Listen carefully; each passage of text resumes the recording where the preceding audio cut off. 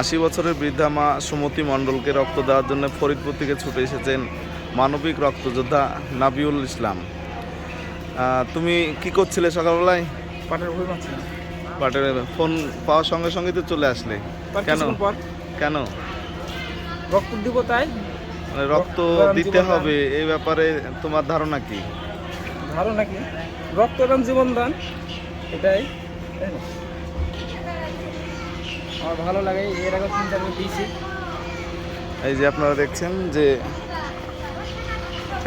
একজন শারীরিক প্রতিবন্ধী, যার পায়ে একটা অপারেশন হওয়ার ছিল, হ্যাঁ, অ্যাক্সিডেন্ট হওয়ার পরে, হ্যাঁ, সে শারীরিকভাবে পায়ে একটু অক্ষমতা তার আছে, এবং তারপরেও এই যে মানসিকভাবে সচ্ছল নাবিউল ভাই ফোন পাওয়ার সঙ্গে সঙ্গে ফরিদপুর থেকে পাটের ভুঁইয়ের নিড়ানোর কাজ করতে করতে চলে এসেছে।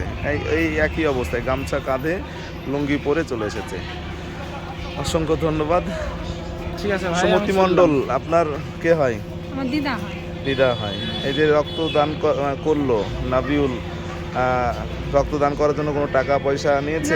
গাড়ির ভাড়া বা টিফিন নিয়েছে? কোনো কিছুই না। বা উদয়ের পথে সংগঠন থেকে যারা অ্যারেঞ্জমেন্ট করে দিল তারা কোনো পয়সা নিয়েছে? না, কোনো পয়সাই নেয়নি। না।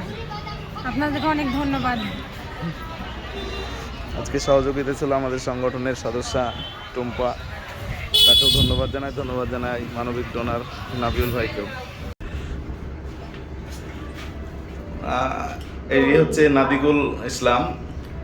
আজকে ডমকল হাসপাতালে এক মুমূর্ষু মায়ের রক্তর জন্য আমি ফোন করেছিলাম, মাঠে কাজ করছিল, ওই কাজ করতে করতেই ছুটে চলে এসেছে।